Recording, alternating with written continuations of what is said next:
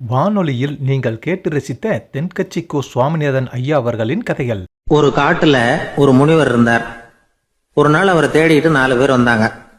சுவாமி, எங்களுக்கு ரொம்ப நாளா ஒரு சந்தேகம்னாங்க. என்னன்னு கேட்டார். இந்த உலகத்துல எவ்வளவோ காரியங்கள் நடக்குது, எது நியாயம் எது அநியாயம் அப்படின்னு புரிஞ்சுக்க முடியலன்னாங்க. அது யாராலையும் புரிஞ்சுக்க முடியாதுன்னார் முனிவர். வந்தவங்களுக்கு ஆச்சரியமா போச்சு, ஒரு மாதிரியா பார்த்தாங்க. இதை முனிவர் கவனிச்சார். சரி, புறப்படுங்க என்னோடன்னார். எங்கன்னு கேட்டாங்க. இப்போ உங்க 4 பேரையும் ஒரு புஷ்பக விமானத்துல அழைச்சிட்டு போறேன். இந்த உலகத்துல சர்வசாதாரணமா நடக்கக்கூடிய ஒரு காட்சியை உங்களுக்கு காட்ட போறேன். நீங்க பார்க்க போற அந்த காட்சி நியாயமா அநியாயமா அப்படிங்கிறத என்கிட்ட சொல்லணும். நீங்க சரியான பதில் சொன்னா புஷ்பக விமானத்துல தொடர்ந்து பிரயாணம் பண்ணலாம். தவறான பதில் சொன்னா இந்த புஷ்பக விமானம் உங்களை கீழே தள்ளி விட்டுரும் அப்படின்னார். 4 பேருக்கும் பயம்தான். இருந்தாலும் முனிவர் கூப்பிடுறாரு அப்படின்னு சொல்லி புறப்பட்டாங்க. அவங்க எல்லாரும் புறப்பட்டு ஒரு காட்டு வழியா போயிட்டு இருக்கிறாங்க புஷ்பக விமானத்துல. அங்க நடக்கிற ஒரு காட்சியை காட்டுறார் முனிவர். அதோ அங்க பாருங்கன்னார். அந்த விமானத்துல இருந்தபடியே எல்லாரும் கீழே குனிஞ்சு பாக்குறாங்க. அங்க ஒரு தாய் புலி அப்பதான் குட்டி போட்டிருக்கு. குட்டிகளை ஈன்ற உடனே பசிக்கு இறை தேடி அந்த பக்கமா வருது. அதே நேரம் ஒரு தாய் மான், அதுவும் அப்பதான் குட்டி போட்டிருக்கு. அதுவும் இதே மாதிரி குட்டிகளை ஈன்ற உடனே பசிக்கு இறை தேடி அந்த பக்கமா வருது. இப்ப அந்த புலி அந்த மானை அடிச்சு போட்டுடுது. அதுவும் சாப்பிடுது, குட்டிகளுக்கும் கொடுக்குது.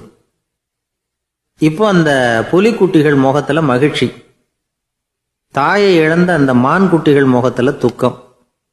இப்போ அந்த முனிவர் 4 பேர்கிட்டையும் கேட்கிறார், நீங்க இங்க பாத்தீங்களே, இதுல எது நியாயம் எது அநியாயம்? ஒவ்வொருத்தரா சொல்லுங்க. உங்க பதில் சரியில்லைன்னா இந்த விமானம் உங்களை கீழே தள்ளி விட்டுரும். சொல்லுங்க பார்க்கலாம்னார். முதல்ல ஒருத்தன் சொன்னான், அந்த புலி செஞ்சது சரிதாங்க. அது பசிக்கு அதுதான் ஆகாரம். தன்னுடைய பசிக்கு தானே இறை தேடிக்கிட்டுது.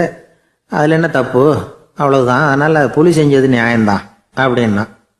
அவ்வளவுதான், அந்த விமானம் அவனை அப்படியே கீழே தள்ளி விட்டுட்டுது. அதனால அவன் கொடுத்த பதில் சரியில்லை அப்படிங்கிறது புரிஞ்சு போச்சு. இப்ப 2வது ஆள் சொன்னான், புலி செஞ்சது பாவம். அந்த தாய்மான் என்ன தப்பு பண்ணிச்சு? இப்ப அந்த குட்டிகளுக்கு யாரு ஆதரவு? அதனால புலி செஞ்சது அநியாயம் அப்படின்னா. அவ்வளவுதான், அவனையும் கீழே தள்ளி விட்டுட்டுது அந்த விமானம். இந்த பதிலும் சரியில்லை அப்படின்னு ஆயிட்டுது.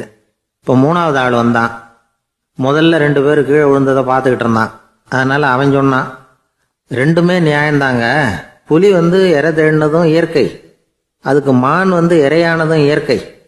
அதனால இதுல ஒன்றும் தப்பு இல்லைன்னா. அவ்வளவுதான், அவனையும் அந்த விமானம் கீழே பிடிச்சி தள்ளி விட்டுது. இப்ப 4வது ஆள் வந்தான். முனிவர் கேட்டார், நீயாவது சொல்லுப்பா, இந்த செயல்ல எது நியாயம்னார். அவன் தெளிவா பதில் சொன்னான். அதாவது என்ன சொன்னான்னா, எனக்கு தெரியல அப்படின்னா. அவனை விமானம் கீழே தள்ளல, சௌரியமா அழைச்சிட்டு போட்டுது. இவனும் பிரயாணம் சௌக்கியமா பண்ணானா.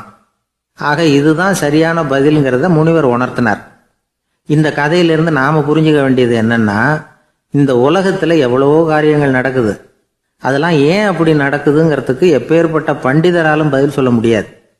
தெரியாததை தெரியாதுன்னு ஒத்துக்கிட்டா வாழ்க்கை பிரயாணம் சுகமா இருக்கும். அதனால தேவையில்லாத விஷயங்களை புரிஞ்சுக்கிறதுக்கு நேரத்தை செலவு பண்ணிட்டு இருக்கக்கூடாது. வாழ்க்கையை குழப்பிக்க கூடாது. வாழ்க்கைக்கு தேவையானது என்னவோ அதை மட்டும் புரிஞ்சுக்கிட்டா போதும். இந்த காலத்து ஆள் ஒருத்தன் ஒரு பெரியவரை தேடி வந்தான். ஐயா, ஒரு சந்தேகம்னா. என்ன உன்னுடைய சந்தேகம்னார். பகுத்தறிவுன்னா என்ன, விதின்னா என்ன அப்படின்னு கேட்டான். இதுக்கு அவரு, இப்போ உன்னுடைய வலது காலை தூக்குன்னார். தூக்கினான்.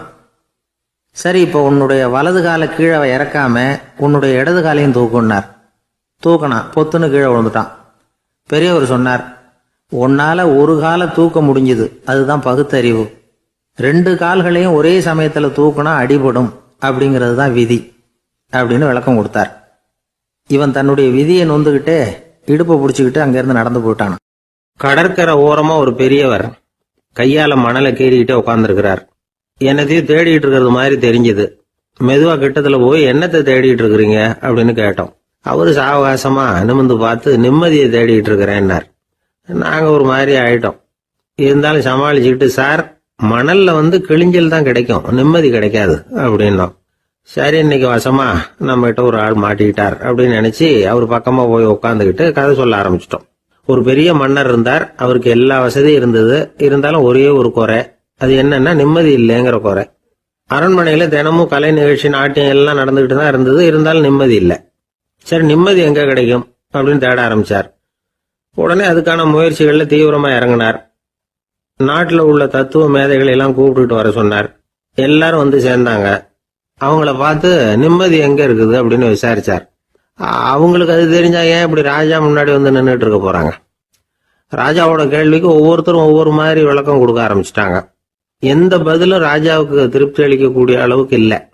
சரி, போயிட்டு வாங்கன்னு சொல்லி அவங்கள எல்லாம் அனுப்பி வச்சுட்டார். ஒரு நாள் அவர் மாளிகையில உப்பருகையில நின்றுட்டு இருக்கிறார். அந்த சமயத்துல தெருவுல ஒரு பிச்சைக்காரன் ரொம்ப உல்லாசமா பாட்டு பாடிக்கிட்டே போயிட்டு இருக்கிறான். குரல்ல ஒரு சந்தோஷம், நடையில ஒரு மிடுக்கு. அவங்ககிட்ட கொஞ்சம் கூட கவலை இருக்கிறதா தெரியல.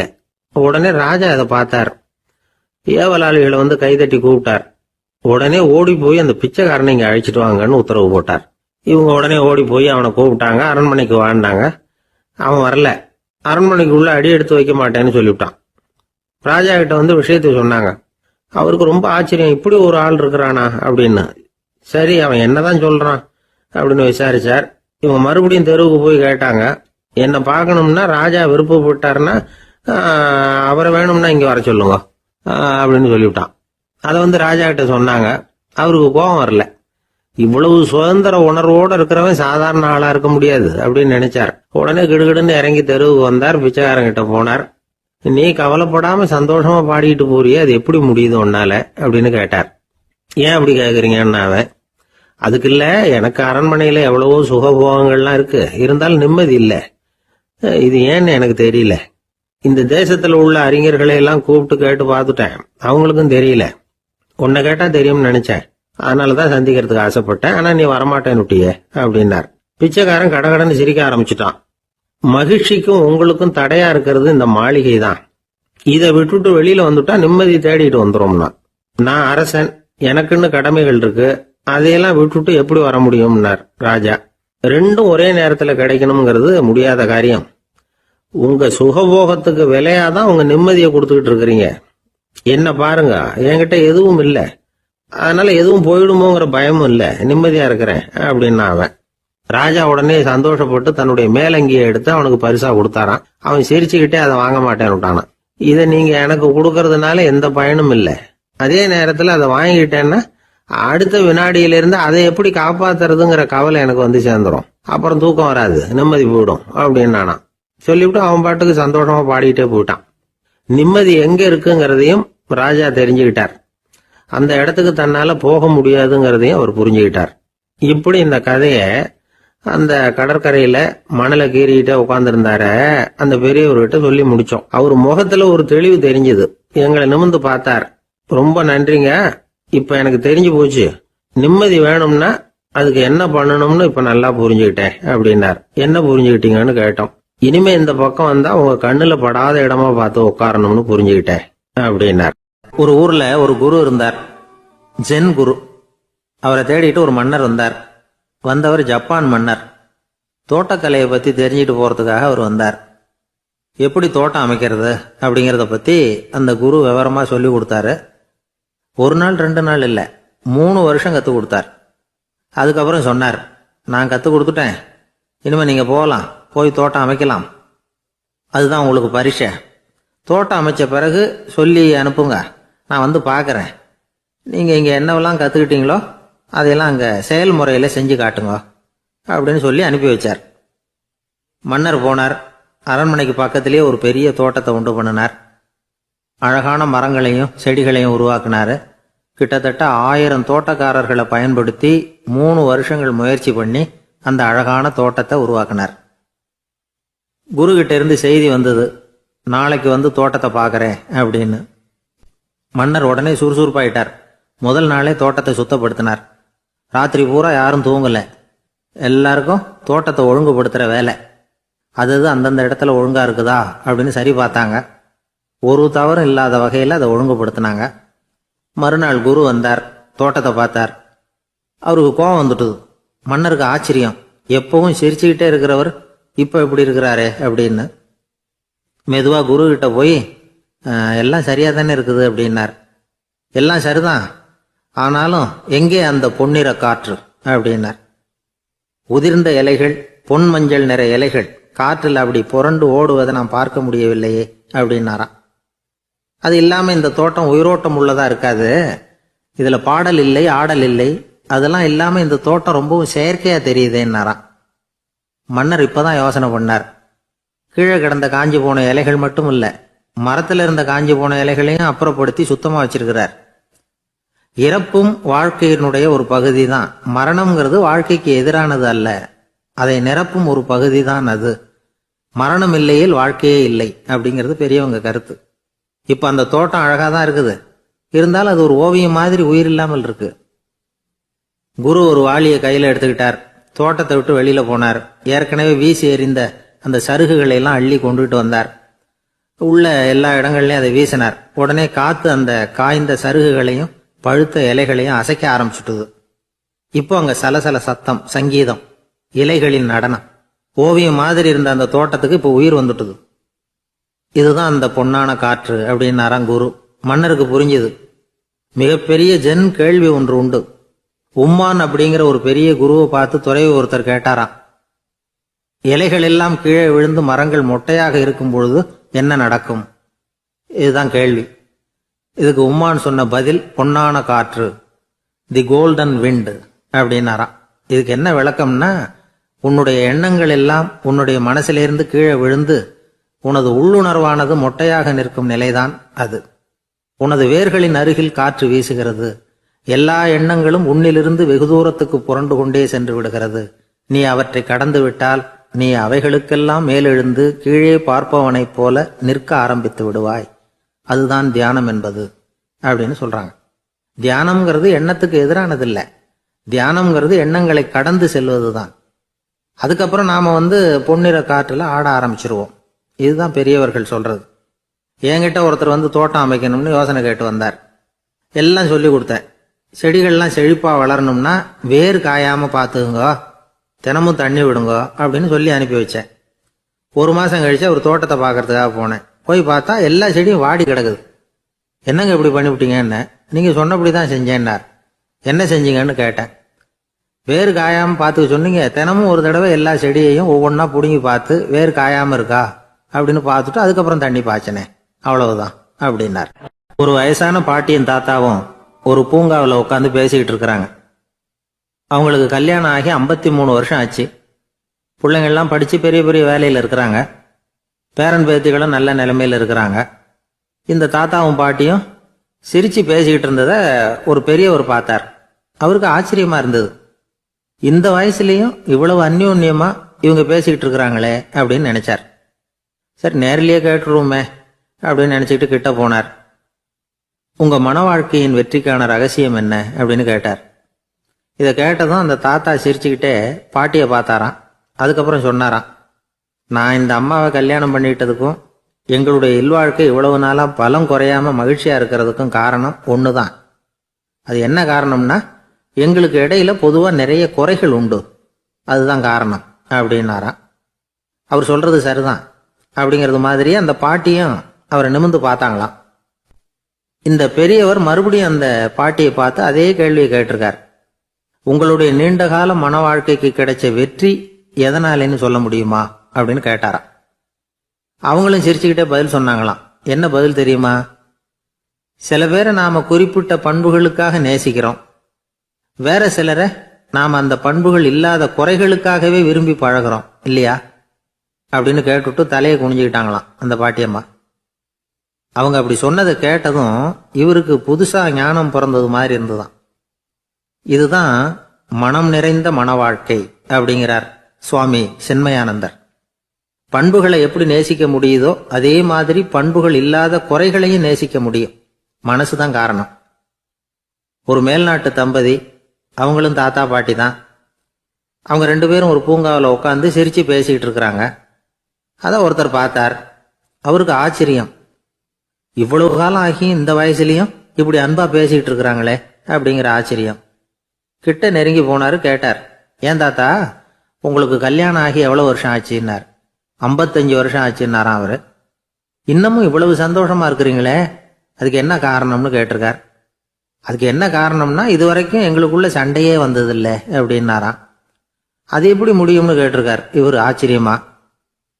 அந்த தாத்தா சொல்ல ஆரம்பிச்சாராம், இதை பாருப்பா, எங்களுக்கு கல்யாணம் ஆன புதுசுல நானும் என்னுடைய மனைவியும் ஒரு குதிரை மேலே ஏறி ஒரு காட்டு வழியா போய்கிட்டு இருந்தோம். கொஞ்ச தூரம் போனதும் அந்த குதிரை எடக்கு பண்ணிச்சு. நான் உடனே கீழே இறங்கி அந்த குதிரையை பார்த்து, இது உனக்கு முதல் தடவை அப்படின்னு மிரட்டெல்லாம் சொல்லிவிட்டு ஏறி உக்காந்தேன். மறுபடியும் போனோம். கொஞ்சம் தூரம் குதிரை நல்லபடியாக நடந்து போச்சு. மறுபடியும் எடக்கு பண்ண ஆரம்பிச்சுட்டுது. நான் கீழே இறங்கினேன். கையில் இருந்த சாட்டையால் ஓங்கி ஒரு அடி கொடுத்தேன். இது உனக்கு 2வது தடவை அப்படின்னு சொல்லிவிட்டு ஏறி உக்காந்தேன். மறுபடியும் குதிரை கொஞ்சம் தூரம் நல்ல விதமாக நடந்து போச்சு. அப்புறமும் எடக்கு பண்ண ஆரம்பிச்சுட்டுது. அந்த சமயத்தில் ஒரு ஆற்று பாலத்தை கடந்து போய்கிட்டு இருக்கிறோம். நான் கீழே இறங்கினேன். என்னுடைய மனைவியையும் கீழே இறங்க சொன்னேன். அந்த குதிரையை பிடிச்சி அப்படியே ஆற்றுல தள்ளி விட்டுட்டேன். தள்ளி விட்டுட்டு, இது உனக்கு கடைசி தடவை அப்படின்னு சொன்னேன். அதை பார்த்ததும் என் மனைவி பதறி போயிட்டாங்க. போய், ஐயோ பாவம், என்ன இப்படி பண்ணிவிட்டீங்க, உங்களுக்கு மனசில் கொஞ்சம் கூட இறக்கமே இல்லையா அப்படின்னாங்க. நான் மெதுவா இவங்க பக்கம் திரும்பி, இது உனக்கு முதல் தடவை அப்படின்னேன். அவ்வளவுதான். அன்னையிலேருந்து இன்னைய வரைக்கும் ஒரு நாள் கூட எங்களுக்குள்ள சண்டையே வந்ததில்லை அப்படின்னு விளக்கம் கொடுத்தார் அந்த தாத்தா. ஒரு ஊர்ல ஒரு கோயில் இருந்தது. ரொம்ப பழைய கோயில். உள்ள போறதுக்கே பயமா இருக்கும். எந்த நேரத்தில் இடிஞ்சு விழுந்துருமோ அப்படிங்கிற பயம். அப்படி இருந்ததுனால யாரும் துணிஞ்சு சாமி கும்பிடுறதுக்கு அங்கே போறதில்ல. கோயிலுக்கு வர்ற கூட்டம் கொஞ்சம் கொஞ்சமா குறைய ஆரம்பிச்சுட்டுது. கோயில் நிர்வாகிகள் எல்லாரும் கூடி உட்காந்து பேசினாங்க. என்ன பண்ணலாம்னு யோசனை பண்ணாங்க. எந்த இடம் மோசமா இருக்கோ அந்த இடத்த பழுது பார்த்தாங்க. அங்கே வர்ணத்தை பூசி கொஞ்சம் அழகுபடுத்தி பார்த்தாங்க. ஏதோ இந்த ஊரில் கோயில்னு ஒன்று இருக்கு, அது மக்களுக்கு தெரியணும் அப்படிங்கிறதுக்காகத்தான் இப்படிலாம் பண்ணாங்க. இருந்தாலும் கோவில் இருக்கிற நிலைமை மக்களுக்கு தெரியும். அதனால் அங்கே வர்றது குறைச்சிக்கிட்டாங்க அவங்க. ஒரு கட்டத்தில் யாருமே வர்றதில்லை. நிலைமை அந்த அளவுக்கு ஆயிட்டுது. மறுபடியும் கோவில் நிர்வாகிகள் கூட்டம் நடந்தது. இந்த கூட்டம் கூட கோயிலுக்கு உள்ளே நடக்கலை. இடிஞ்சு விழுந்துருமோங்கிற பயம். அதனால் வெளியில தான் உட்காந்து கூட்டத்தை நடத்தினாங்க. ஏன்னா உள்ளே போகிறதுக்கு அவங்களுக்கும் துணிச்சல் கிடையாது. எந்த நேரமும் விழுந்துரும் போல இருந்தது அது. அது வழியாக போகிறவங்க கூட வேகமாக அந்த இடத்த கடந்து போக ஆரம்பிச்சிட்டாங்க. கோவில் நிர்வாகிகள் வெளியில் உட்காந்து கூட்டம் போட்டாங்க இல்லையா, அந்த கூட்டத்தில் 4 தீர்மானங்களை நிறைவேற்றினாங்க. அது என்ன 4 தீர்மானம்னா, முதல் தீர்மானம், இந்த கோவிலை இடிப்பது அப்படிங்கிற முடிவை இந்த கமிட்டி மிகவும் வருத்தத்துடன் ஏற்றுக்கொள்ளுகிறது அப்படின்னு நிறைவேற்றினாங்க. இதுக்கு பதிலாக இன்னொரு கோவிலை உடனடியாக கட்டி முடிச்சுடணுங்கிறது 2வது தீர்மானம். 3வது தீர்மானம் என்ன தெரியுமா? பழைய கோவிலின் கதவுகள், அதிலிருந்து பிரித்து எடுக்கிற செங்கல், இதையே புது கோவில் கட்டுவதற்கு பயன்படுத்தி கொள்ள வேண்டியது. பழைய கோவில் இருந்த மாதிரியே அதே வடிவத்தில் புது கோவிலையும் கட்ட வேண்டியது. பழைய கோவிலின் அஸ்திவாரத்தை அப்படியே வச்சுக்கிட்டு அதுக்கு மேலே நாம் கோயிலை கட்டிக்க வேண்டியது. இதுதான் 3வது தீர்மானம். இதையும் கமிட்டி முழு மனசோட ஏற்றுக்கிட்டது. இது வரைக்கும் சரி. இப்போ அந்த கமிட்டி 4வதா ஒரு முக்கியமான தீர்மானத்தை கொண்டுகிட்டு வந்து அதையும் ஏகமனதாக நிறைவேற்றி விட்டது. அது என்ன தீர்மானம்னா, புதிய கோவில் கட்டி முடிக்கிற வரைக்கும் பழைய கோவிலை இடிக்கிறதில்லை அப்படிங்கிற தீர்மானம். எப்படி இருக்குது பாருங்க இது. பழசை இடிக்காத வரையில் அதே இடத்துல புதுசாக எப்படி கட்ட முடியும்? பல விஷயங்களில் நாம் நடந்துக்கிற முறையும் இப்படி தான் இருக்குதான். வாழ்க்கையில் முன்னேறணும்னு ஆசைப்படுவோம். அதே நேரத்தில் அந்த முன்னேற்றத்துக்கு எது தடையாக இருக்கோ அதை விட்டு விடுறதுக்கும் மனசு வராது. வெளிநாட்டில் ஒரு பெரிய விருந்து நடந்துக்கிட்டு இருந்துதான். எல்லாரும் மது கோப்பையும் கையுமா அலைஞ்சிக்கிட்டு இருக்கிறாங்க. ஒருத்தர் மட்டும் கையில் எதுவும் இல்லாமல் ரொம்ப நல்ல பிள்ளையா சாதுவா ஒரு ஓரமாக தனியாக உட்காந்துருக்கிறார். அவர்கிட்ட நெருங்கி, வாங்க மது சாப்பிடலாம் அப்படின்னு கூப்பிட்டாங்களாம். என்னை வற்புறுத்தாதீங்க, நான் என் மனசுக்குள்ள உறுதியாக தீர்மானம் பண்ணிவிட்டேன் அப்படின்னாராம். என்ன தீர்மானம் பண்ணியிருக்கீங்க அப்படின்னு கேட்டிருக்காங்க. ஏற்கனவே முழு போதையில் இருக்கும் பொழுது மறுபடியும் மது கோப்பையை தொடரதில்லை அப்படின்னு தீர்மானம் பண்ணியிருக்கேன் அப்படின்னாராம். ஒரு ஆள் வேகமாக நடந்து போய்கிட்டு இருந்தான். அவன் வேகமாக நடக்கிறதுக்கு காரணம் வெயில் காலம். காலில் செருப்பு இல்லை, மணல் பாதை, அதுதான் வேகம். காலில் செருப்பும் இல்லாமல் கையில் குடையும் இல்லாமல் அந்த ஆள் வெயிலில் நடந்து போய்கிட்டு இருக்கிறான். அந்த சமயத்தில் இன்னொருத்தன் குதிரை மேலே ஏறி அந்த வழியாக வந்துக்கிட்டு இருக்கிறான். அவன் காலில் செருப்பும் இருந்தது, கையில் குடையும் இருந்தது. நடந்து போய்கிட்டு இருந்தவன் அந்த குதிரை ஆசாமியை பார்த்து கேட்டான், ஐயா, நீங்களும் குதிரை மேலே உட்காந்துக்கிட்டு போய்கிட்டு இருக்கிறீங்க, அப்படி இருக்கிறப்போ உங்களுக்கு அந்த செருப்பு என்னத்துக்கு? அதை எனக்கு கொடுத்து உதவலாமே அப்படின்னா. குதிரை மேலே உட்காந்துருந்தவன் யோசனை பண்ணி பார்த்தான், இவன் சொல்கிறது நியாயம்தானே அப்படின்னு சொல்லி தன்னுடைய செருப்பை கழட்டி அந்த வழிப்போக்கனுக்கு கொடுத்துட்டான். ரொம்ப நல்லதுங்க அப்படின்னு சொல்லி இவன் அதை வாங்கி காலில் மாட்டிக்கிட்டான். அதுக்கப்புறம் மறுபடியும் இவன் ஆரம்பித்தான், ஐயா, நீங்கள் குதிரையில் போகிறதுனால போக வேண்டிய இடத்துக்கு வேகமாக போய் சேர்ந்துருவீங்க, அதனால் உங்கள் கையில் அந்த குடை என்னத்துக்கு? நான் நடந்து போயிட்டுருக்கிறவன், ரொம்ப நேரம் நடக்க வேண்டியிருக்கும் இந்த வெயிலில், அதனால் அந்த குடையையும் எனக்கு கொடுங்களேன் அப்படின்னா. குதிரை வீரன் யோசனை பண்ணி பார்த்தான், இதுவும் நியாயம்தானே அப்படின்னு அவனுக்கு தோணுச்சு. உடனே இறக்கப்பட்டு தன் காலில் இருந்த செருப்பை கொடுத்தது மாதிரியே தன் கையில் இருந்த கொடையையும் இவங்கிட்ட கொடுத்துட்டான். அதுக்கப்புறம் அவன் நிம்மதியாக புறப்பட்டான். இப்போ மறுபடியும் கை தட்டி அவனை நிறுத்தினான். கீழே நின்றுட்டு இருந்தவன், என்னப்பா, ஏன் என்ன நிறுத்தின? இன்னும் ஏதாவது வேணுமா உனக்கு அப்படின்னா குதிரையில் இருந்தவன். இவன் மெதுவாக வாயை திறந்து, அந்த குதிரையையும் என்கிட்ட கொடுத்துருங்களேன்னா. அந்த குதிரை வீரன் இப்போ ஒரு கணம் யோசனை பண்ணி பார்த்தான். உடனே என்ன பண்ணான் தெரியுமா? தன்கிட்ட இருந்த குதிரை சவுக்கை எடுத்தான்.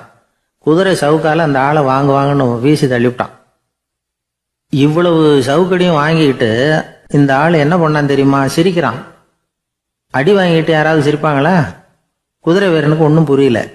என்னப்பா அது, ஏன் இப்படி அடி வாங்கிட்டு இப்படி சிரிக்கிறியே அப்படின்னு கேட்டான்.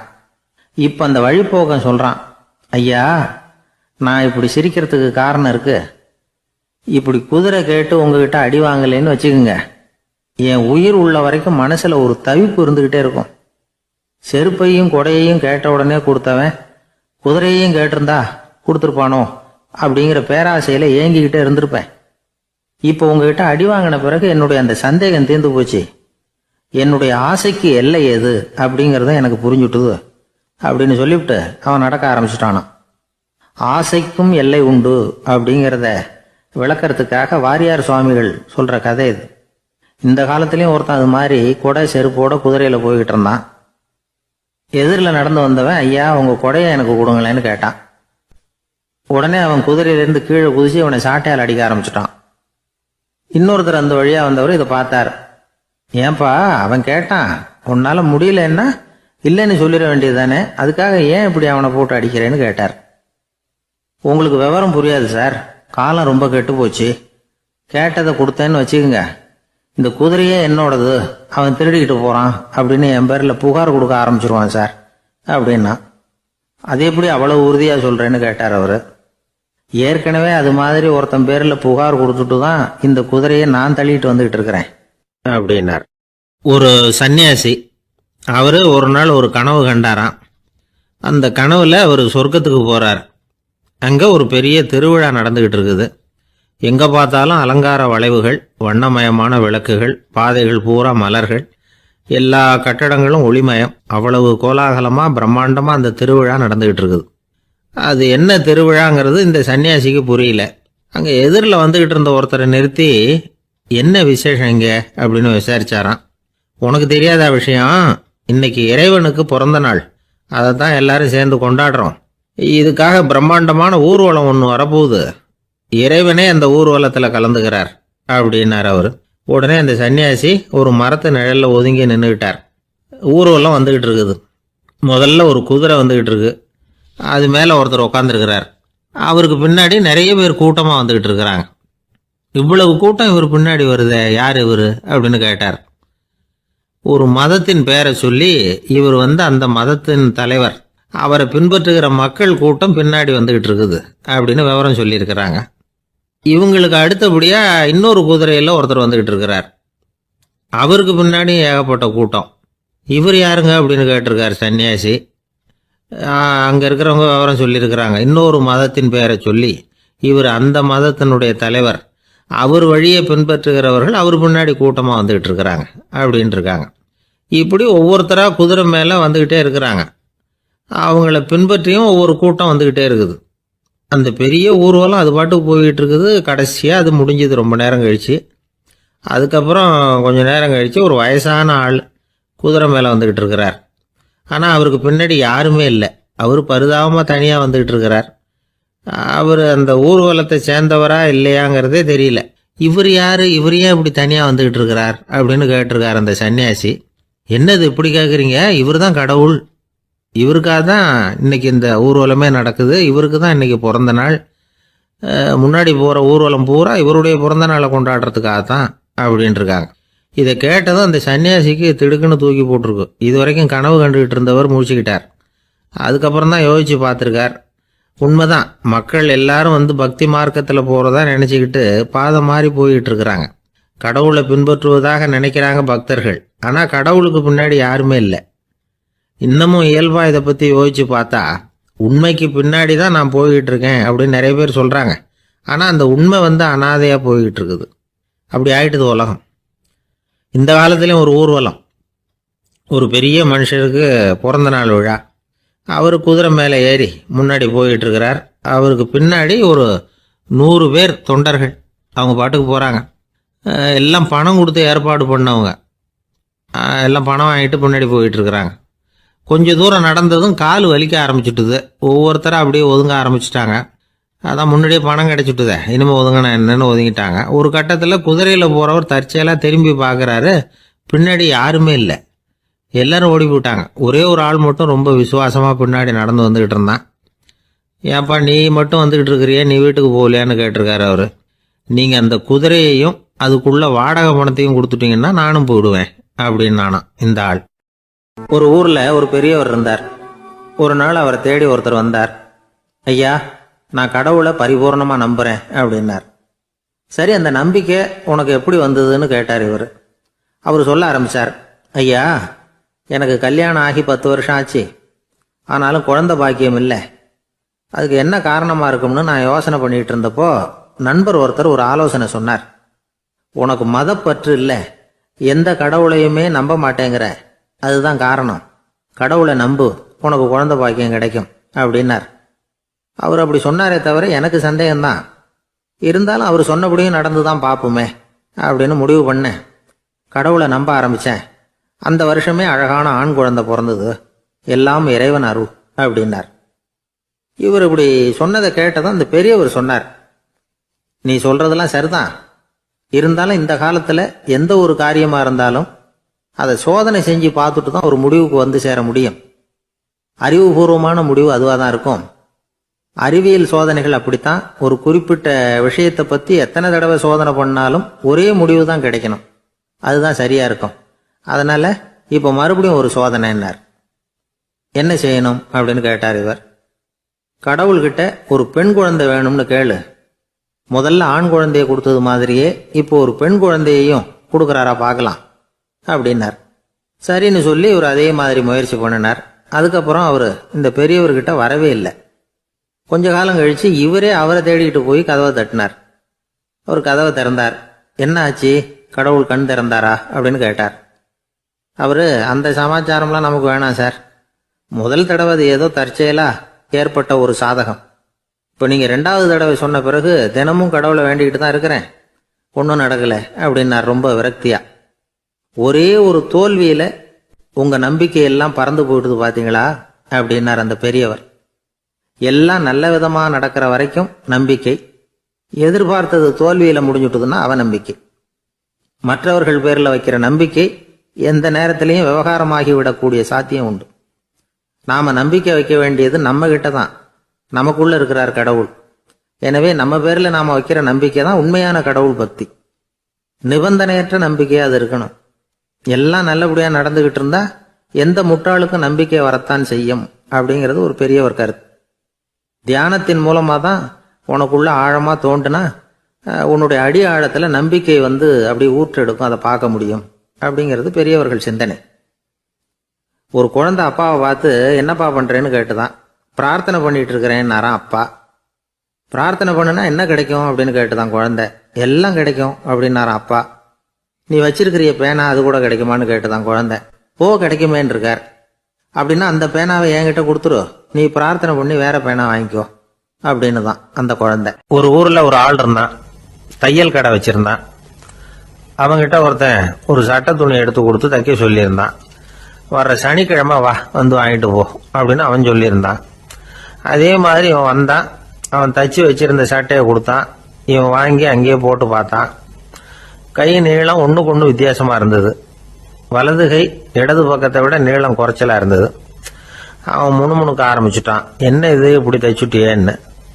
இதுக்கு அவன் சொன்னான், ஐயையோ இதுக்காகவா சங்கடப்படுறீங்க, வலது கையை மட்டும் கொஞ்சம் உள்ள இழுத்தாப்புல வச்சுக்கிட்டீங்கன்னா சரியா போகுது. மற்றபடி அந்த சட்டையில் உள்ள கலை அம்சத்தை கவனிங்க, எவ்வளவு அற்புதமாக தைச்சிருக்கேன் பாருங்க.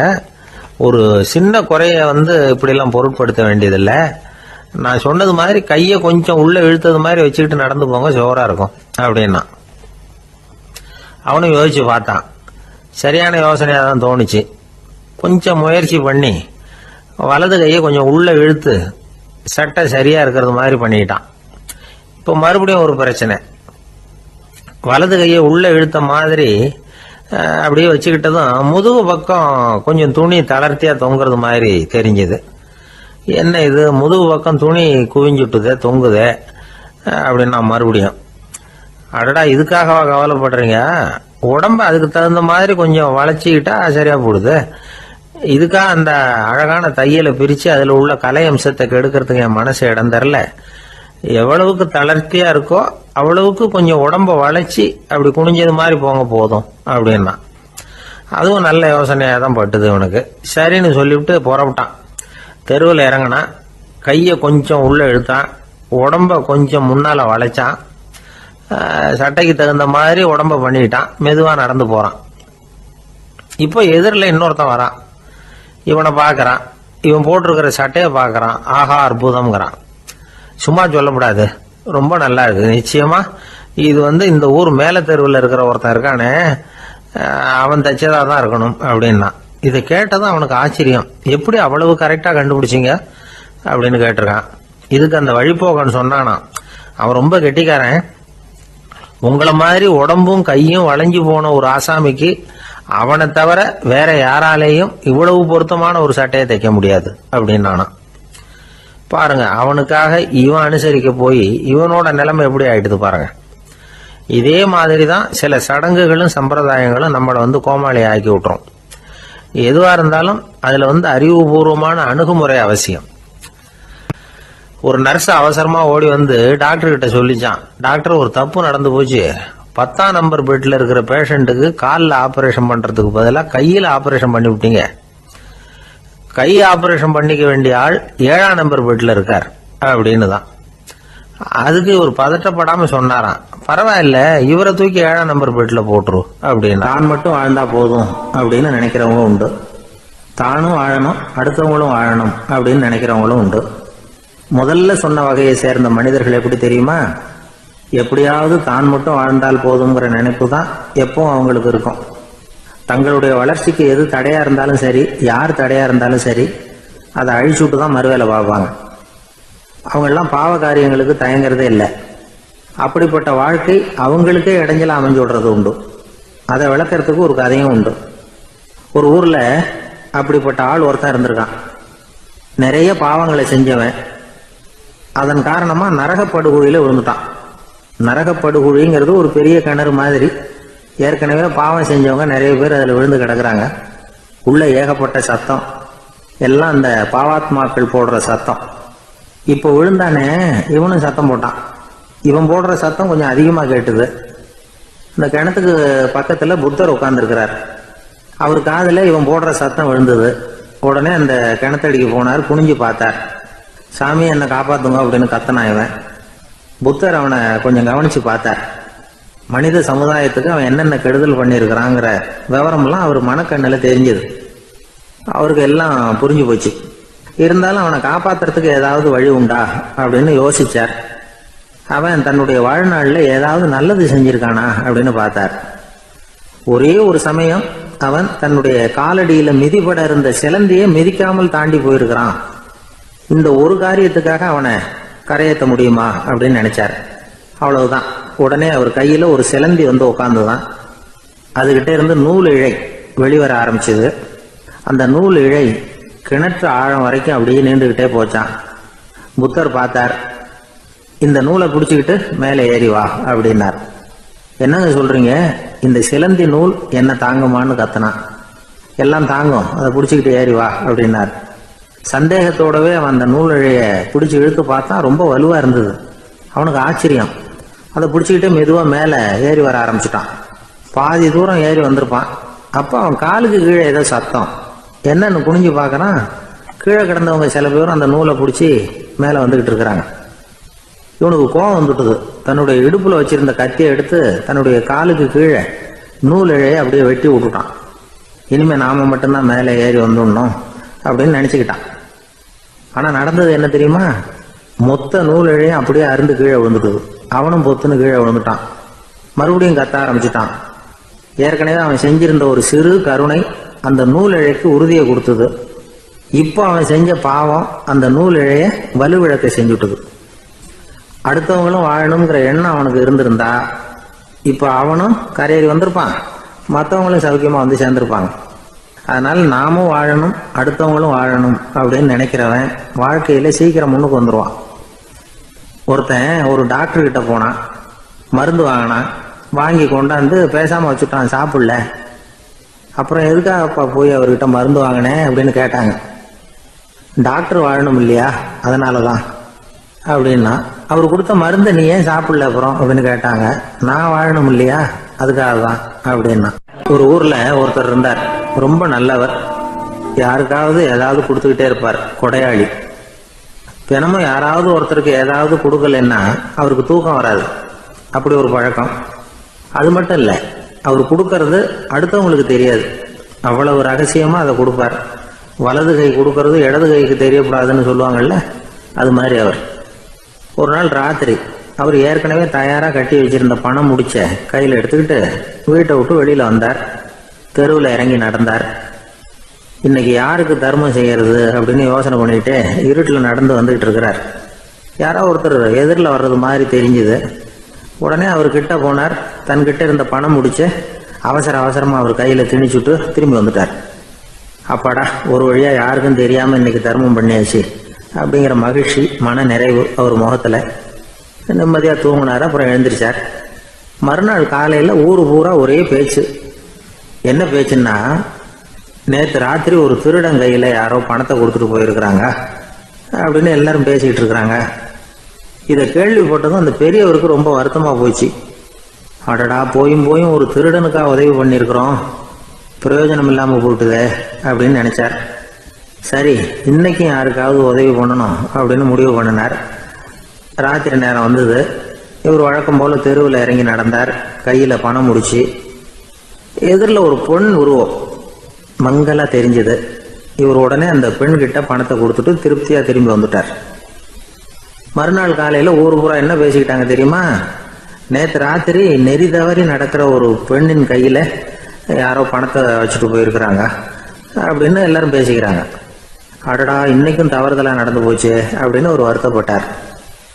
இருக்கட்டும், இன்னைக்கும் ஏதாவது தர்மம் பண்ணுவோம் அப்படின்னு நினைச்சுக்கிட்டாரு. 3வது நாள் ராத்திரியும் புறப்பட்டார். இப்பவும் எதிரில் ஒருத்தர் வந்தார். இவர் பணத்தை கொடுத்தார், திரும்பி வந்துட்டார்.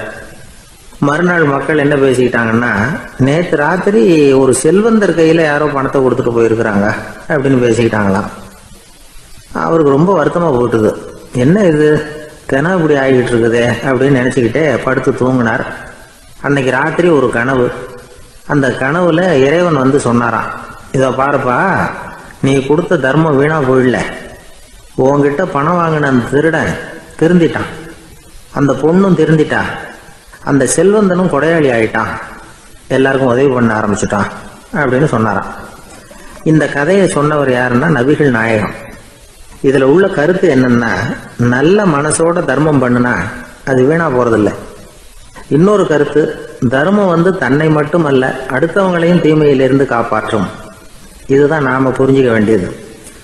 இந்த காலத்திலயும் இது மாதிரி சில சம்பவங்கள் நடக்கிறது உண்டு. ஒரு பெரியவர் இருட்டில் நடந்து வந்துகிட்டு இருந்தாரு. எதிரில் வந்த ஒருத்தன் வலுக்கட்டாயமா இவர் கையை பிடிச்சி ஒரு பண முடிப்பை கொடுத்து வச்சுக்க சொல்லிவிட்டு விலகி போயிட்டான். பெரியவருக்கு ஆச்சரியம். இந்த காலத்திலயும் இப்படி வலது கை கொடுக்கறது இடது கைக்கு தெரியக்கூடாதுன்னு நினைக்கிற கொடையாளிகள் உண்டு போல இருக்கு அப்படின்னு யோசனை பண்ணிக்கிட்டே நடந்தார். கொஞ்ச தூரம் போயிருப்பாரு. அதுக்குள்ள அதே ஆள் திரும்பி வந்தான். கொடுத்த பண முடிப்பை திருப்பி கொடுங்க அப்படின்னு கேட்டு வாங்கிட்டான். இவருக்கு ஒன்றும் புரியல. ஏன் இப்படி பண்ணுறேன்னார். அது ஒன்றும் இல்லைங்க, கொஞ்ச நேரம் இதை உங்ககிட்ட கொடுத்து வச்சிருந்தேன் அவ்வளவுதான் அப்படின்னா. ஏன்னு கேட்டார். என்னை பின்னாடி போலீஸ் தேடிக்கிட்டு வந்துக்கிட்டு இருக்குது, அதுதான் அப்படி பண்ணேன். இப்போ போயிட்டு இனிமேல் ஒன்றும் பயமில்லை அப்படின்னு சொல்லிவிட்டு அவன் பாட்டுக்கு நடந்து போகிறான்.